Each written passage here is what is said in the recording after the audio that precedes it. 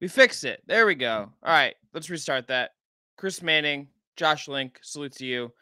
Very excited as we're getting going here on a Saturday afternoon. This is a very dicey situation for me. Let's restart. Chris Manning, Locked On Cavs, right at Dime on UPROXX, SB Nation's Fear the Sword. Big news in the Cavs world today. Darius Garland, 5-year extension, the biggest deal in Cavs franchise history. Secondly, Ricky Rubio is coming back. Thirdly, Raul Neto and Robin Lopez coming in as depth signings. Big moves for the Cleveland Cavaliers. Still the Collin Sexton stuff out there.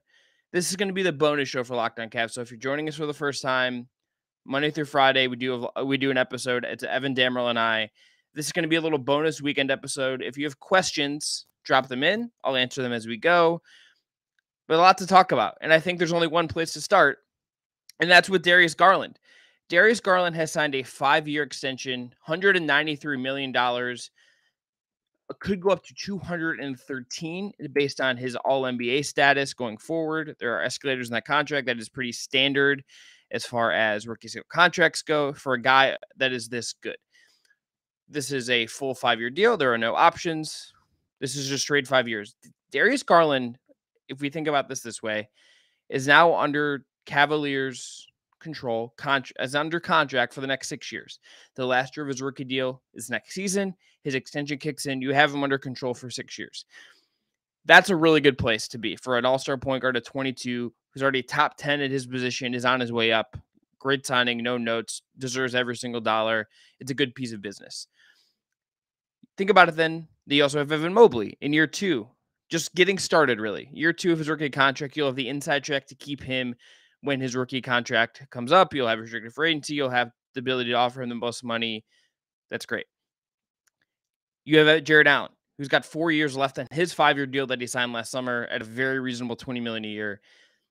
You have all these guys very young in their careers in a very good spot, and this is your base. This is your base here. This Darius Garland extension, as much as it's about him getting the money he deserves, him getting all of the money that I think they had to give him to get this done, I think this puts you in a position where you now have your foundation, and it's about figuring out where you go. How do the Cavs build around this? Is there a Sexton sign and trade to make this summer? Is just re-signing him make sense? How do you play this out as you're looking at your cap situation going forward and how that is going to grow? How do you surround these guys with the best role players possible? Does a Baji fit that? Does a Koro end up fitting that? Are there other guys you're going to target in free agency or trades down the line to go fit around this situation? These are your 3 franchise pillars. You have them in place now. Yes, I know last year, I think for them and for their fan base ended disappointedly. You have these guys now to really help you escalate to a higher level. And that is just a really, really good place to be. There's not very many situations in my mind in the league right now that are better set up than the Cavs. They have some flexibility going forward, not limitless, but some. They have most of their picks, and they have 3 really good players, which is the most important part. You have Darius Garland, Evan Mobley, and Jared Allen. You're in a really, really good spot, and there's not really a whole lot you can look at and critique about. Maybe we'll see how Mobley evolves and all that stuff, but you have to feel really good about this if you're the Cavs. We had Wokestar in the chat asked about the escalator details. It's all NBA. It's pretty standard stuff. This is going to be something where if he makes multiple All-NBA teams over the course of his contract, and depending on the year, he'll get more money, but that would escalate it. They'll plan for that and all that stuff, but it's pretty standard. Make some All-NBA teams. You get paid a higher level if you prove yourself to be, one of the 6 best guys at your position in a given year. You get a little bump in the contract for that. Very standard for this kind of rookie scale contract as we look at it. Before we go on to the Rubio stuff, which there's maybe a little more to chew on there, I just want to note that I think Darius Garland, full stop, deserves every single dollar that he's getting here. All-star last season, 22, on his way up, 21 points, 8.6 assists. A phenomenal season for him. Really established himself as one of the best point guards in the league, frankly. Key to everything the Cavs were doing. I don't think there's any notes as far as him not deserving this or not. Maybe you look at and say, okay, he's got to stay healthier going forward. You could certainly say that, I think, but This guy's incredible. And the level he hit last year, if that's like the baseline of where he's going to be going forward, that's a guy you're absolutely thrilled, I think, to give all this money to, build your identity with, and keep building with going forward, and making him, again, one of your 3 franchise pillars. This is, there's more work to be done, I think, if you're the Cavs. There's more stuff to figure out, but this is a massive deal. You have him. It takes care of a lot of your other things, and it's going to inform the other decisions you make. As we go here, and as they build, this is going to be about, okay, we're surrounding Darius, we're surrounding Evan, we're surrounding Jared. How do we maximize those 3 guys?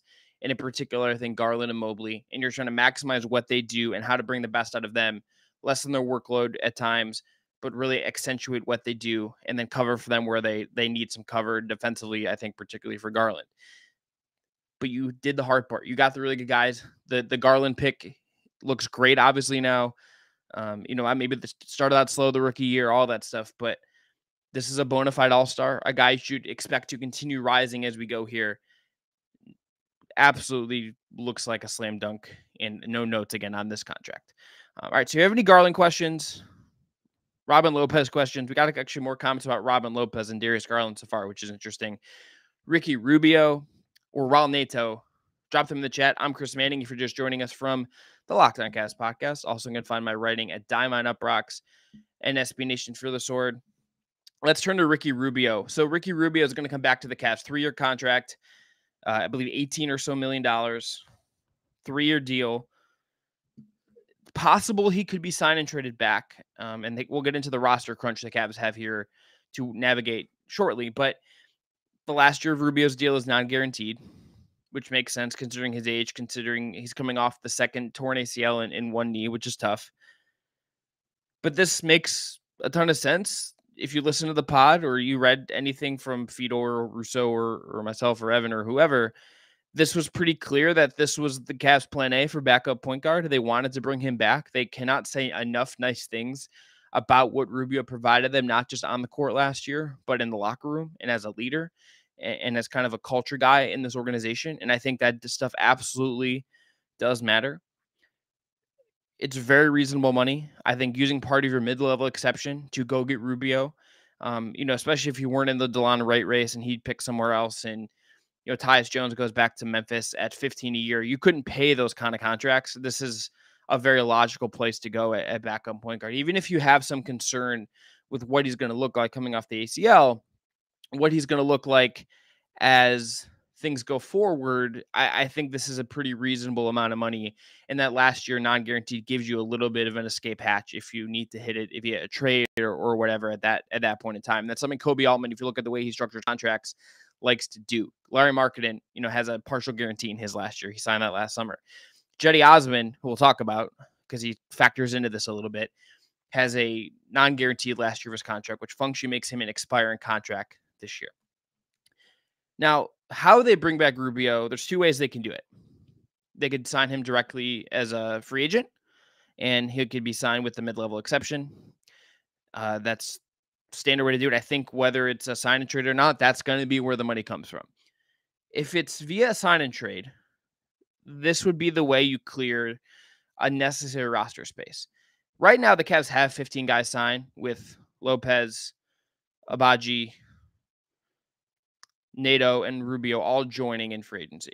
So you got a full roster right there. Collin Sexton is still out there. Unless they're trading him for stuff that's not going to be on the roster, or they're going to, even if they were to sign and trade him for like one other guy, they have to clear a roster spot now to make that work. There are ways you could just cut someone and do that. Dean Wade and Lamar Stevens have non-guaranteed deals. But I think those depth pieces matter more to what JV Bickerstaff wants than some of the other things you have. So I look at Dylan Windler, I look at Cedi Osman, and I think let's see what happens with those guys as they're going forward here. There's a couple ways you could approach moving on from them. You could combine them for $11.4 million, sign and trade them for one player that makes about that money. Terrence Ross is in that salary range, stuff like that. Don't know if that's where they'll go. There's way you could do that. The cost gets a little tricky there if they're trying to stay under that $150 million luxury tax line. And that's that.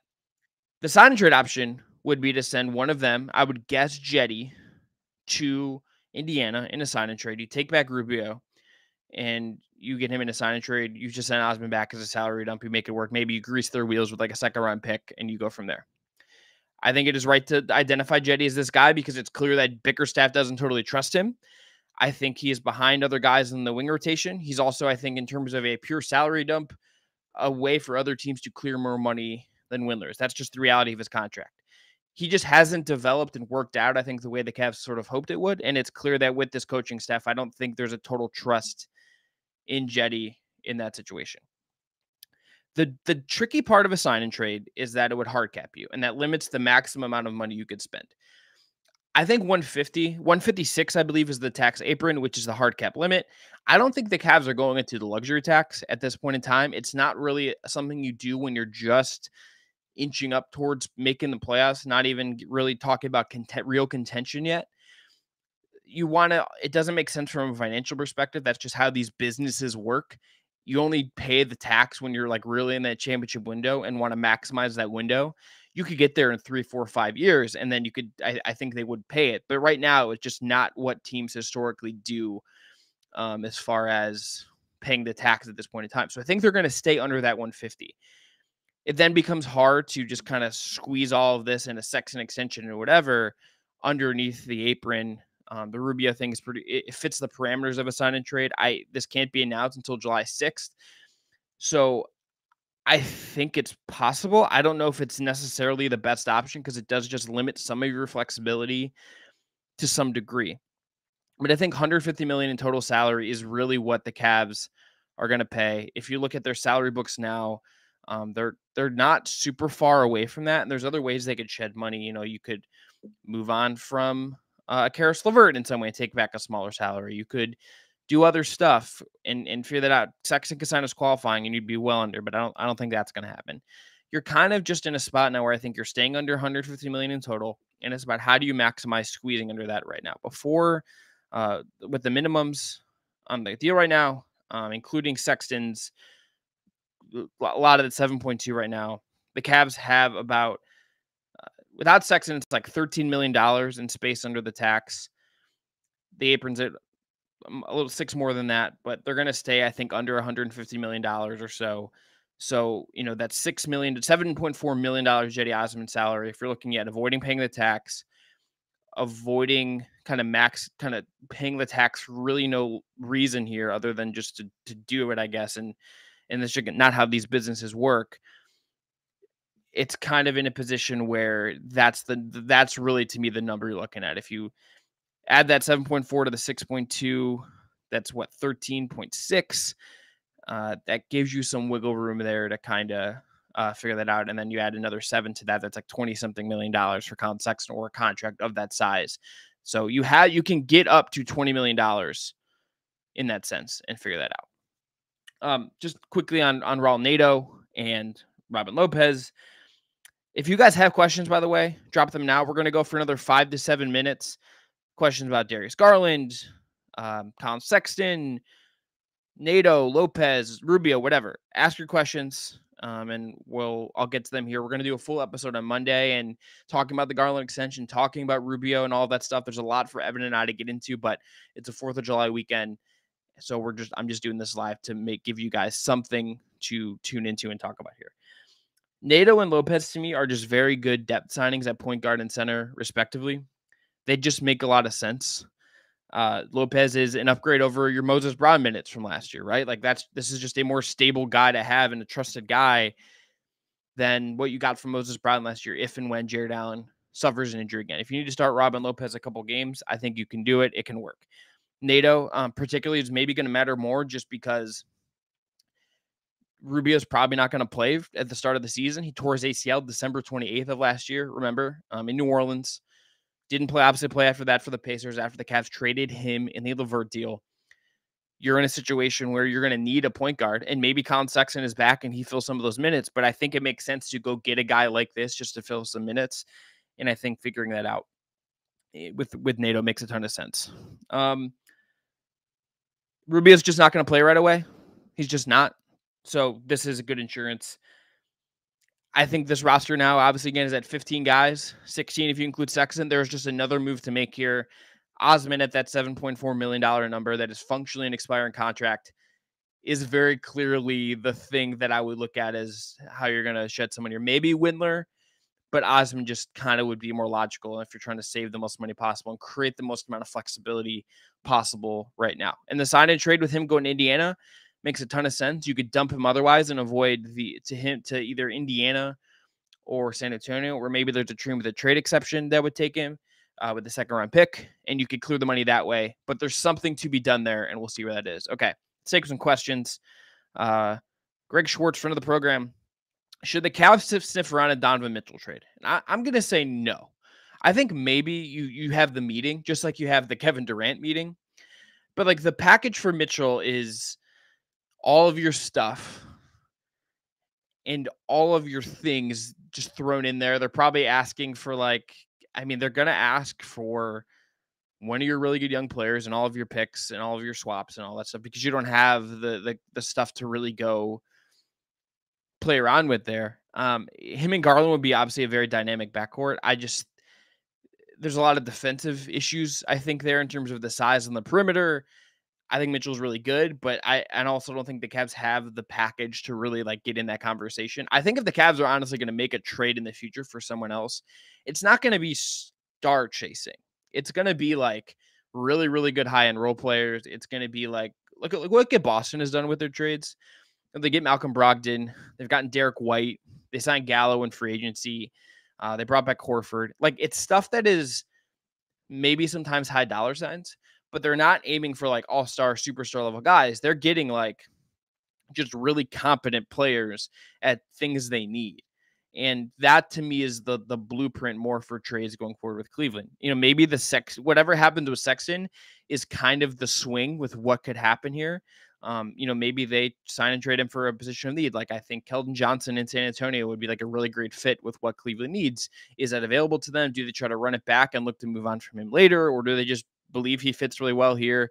And that goes. These are all very possible, but I don't think a big star hunting trade a la Donovan Mitchell, as Greg alluded to, is really a good thing. Okay, let's go to friend of the program, Josh Link. He says he loves the Lopez signing. I agree. This is a really, really good. This is a very, very good signing to me because A, it's minimum. You didn't go spend like actual resources on a backup center. I think that would have been a waste. I don't think using your MLE on a backup center when you have Jared Allen and Evan Mobley, and like frankly, Kevin Love could play some 5-out center if you really need him to. Like, it's just not a good use of resources to me. I think if you look at what you did here, it's you go get a vet, a good vibes guy, already having fun tweeting about Cedar Point and stuff. I think you look at him and you say, hey, start for us if Jared Allen's out. We'll play minutes if we're playing a team that has like a bigger front court. You're playing in Minnesota one night.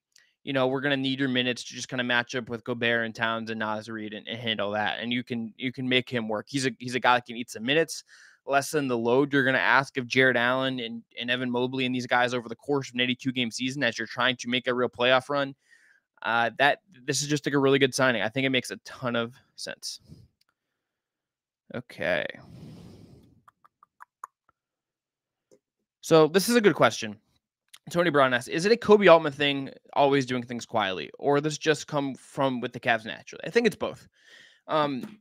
Kobe Altman, I think if the best way to understand him is sort of as like a guy that comes from USA Basketball and is a guy that comes from a finance background. He doesn't say a lot even when he talks, and I think he should talk to the media more. I'm like just pro, give me media availability, give me access. But he doesn't always say a lot.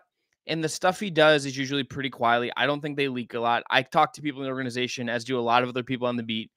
You don't always get a ton of stuff, and then you're trying to ask other teams like what they think the Cavs are doing. And I think reporting that way can be often very tricky because sometimes it's just based on who you talk to. Your information flow with some of that can be very tricky. So yeah, they're pretty quiet. I mean, the marketing thing kind of came out of nowhere. The Rubio thing kind of came out of nowhere. Like they're pretty buttoned up in that sense. There's not a lot of leakage. But I also think that's an organizational thing. I think, you go back in the Dan Gilbert ownership era, like this is an organization where like a lot of stuff comes out. When the LeBron was here, the stuff coming out felt very like LeBron coming out that way via the guys on the beat at that time, McMenamin, Lloyd, Chris Haynes, Joe Varden. Like, it was leaked out through that way and not so much Cavs stuff. And then Kobe is also just a very distinctly different personality than David Griffin, who like gives interviews to blogs. If I saw him, he would say hi to me in chat. Like, it's just like a very different vibe as an executive. Let me take a sip of water real quick. And I think that sets the tone for like not a lot of stuff happening. So that is my guess as far as we go here. Okay. Let's take one last question. So we got 2 questions about Collin Sexton. Number 1 from Miller Mania 22108. Hey man, have there been any updates on Sexton talks or extension? And then Mitchell Winters asked, what's going on with Sexton? So, like, honestly, this is where we're at. Collin Sexton has 2 teams with cap space right now. The Spurs and the Pacers. Those are the teams with cap space right now that he could go seek an extension, a contract offer from, sign it, take it back to the Cavs. They can match or not. I can't speak to how interested those teams are. I don't know. The Pacers have weirdly been the betting favorite on Sexton for a little bit. Does that mean anything? Sometimes it does. Sometimes it doesn't. They were like plus 200 for the best next Sexton team if it wasn't the Cavaliers like a couple days ago. You could look to sign and trade him to other teams. People have talked about like Dallas as a sign and trade option. But what does Dallas have to give to Cleveland that's really going to make that worth their while, right? What does Dallas have unless they're going to trade all their good role players that's going to make work for Cleveland? I think ultimately the way to frame this stuff with Collin Sexton is the Cavs are not going to, if he's going to go, it's not going to be for nothing. They're going to get something back here because he was their first pick of this rebuild, this renaissance. They have to, they're not in the position as an organization to just like let someone like this go. He's good. I think he's honestly underrated in some sense. I think the thing is, do they re-sign him? And if they do, I don't think that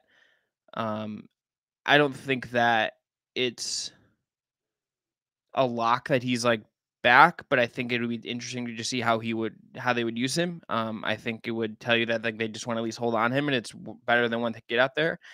But I don't know what his market's like, and I don't know if this is going to drag or not, and how this all kind of goes. Maybe some of these other teams are holding out cap space to help facilitate other deals, and they don't want to eat up their cap space this time. There's also a lot of other free agents still out on the market, both RFA and UFA, that are interesting.